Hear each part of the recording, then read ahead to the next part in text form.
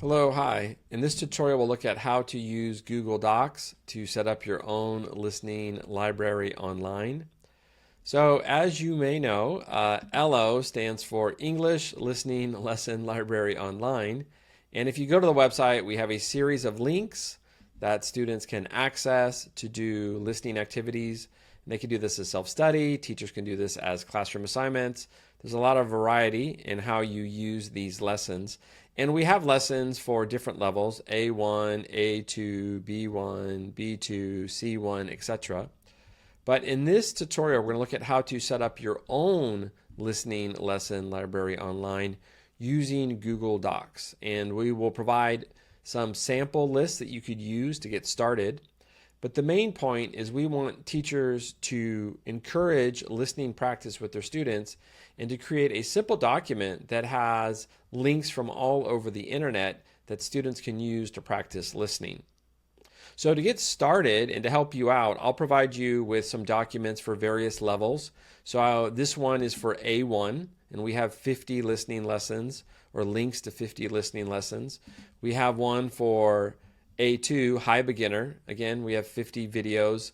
And then we have one for intermediate, again, 50 videos that students can access. And these videos are all from the 1 Minute English. I think that the 1 Minute English is a good way to get started because if you want to encourage your students to do more listening practice, 1 Minute English is one of the best ways to do it because there's such a short time commitment. And then the more that they get used to doing the listening practice, then you can increase it. Then maybe, 3 minutes, 5 minutes, 10 minutes. So you can slowly build it up.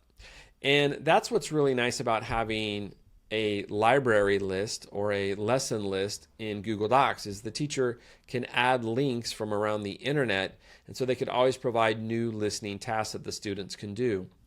For example, I really like to use YouTube's CNBC Make It. These are really short videos that kind of focus on money or economics, but in a very easy, accessible format. And it talks about how much people make for their jobs, how much it costs to live around the world, etc. So there's a lot of YouTube channels that you could use. Of course, there's TED Talks. For beginners, there's the Australian Broadcast Network's Living English. That's Australia, an Australian TV program. There's lots of stuff on TikTok and YouTube. Just there's quite a bit that you can use. But anyway, what you can do then is create a list, and the list will just have 3 things. So at first, you're just going to have the basic instructions, and I'd keep this really, really short. You don't want to talk too much, or you don't want the students to read too much. And then you're going to have a form, and the form is for the students to submit their listening participation. In another video, we'll talk about how to make the form, but basically the form will just have their name, maybe a link to the activity, title of the whatever they listen to, and then they would write a short summary and a short opinion.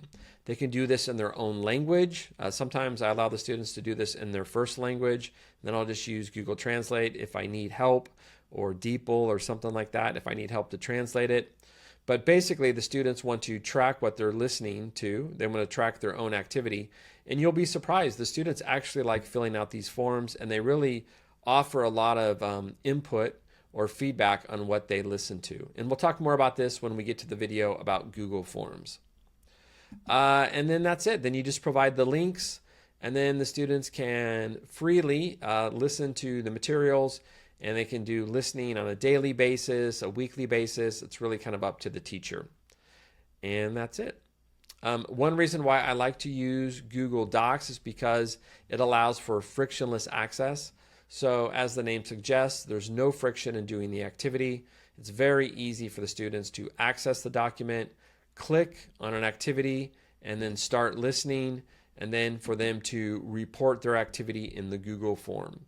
And then the teacher can build on the list every week. It's very easy for the teacher to edit the list or remove items from the list, change the instructions, whatever. So it's very easy to administer and take care of. Also, if you have different classes, you can have a different list for different classes, for different levels. So in terms of administration, it's just really easy to handle. And that's it in a nutshell. So that's using Google Docs to create your own lesson library. And again, in summary, all you need is just a title of the document with basic instructions. You need a link to a form for them to submit their activity, and then you need a series of links for the students to listen to. And to help you get started, I will provide the documents that I've already created for A1, A2, and also B1. In the future, I'll also make some for high, intermediate, and advanced. You'll be able to access those with the links below the video. So if you would like those to get started, you can. But of course, you want to create your own lesson library. So the internet's a big place. You can go find really useful listening content on other websites. And that's it. In a nutshell, that's how you can use Google Docs to create your own listening library, and how to encourage the students to do listening away from the classroom. They can do it on their smartphone, on their tablet, they can do it on their computer, they can do it on the bus, they can do it at home, they can do it between classes. Really, it just makes it easy for students to squeeze in a little bit of listening practice every day. And that's it. Thanks so much. In the future tutorials, we'll show you how to set up the Google form and monitor student activity. And that's it. Thanks.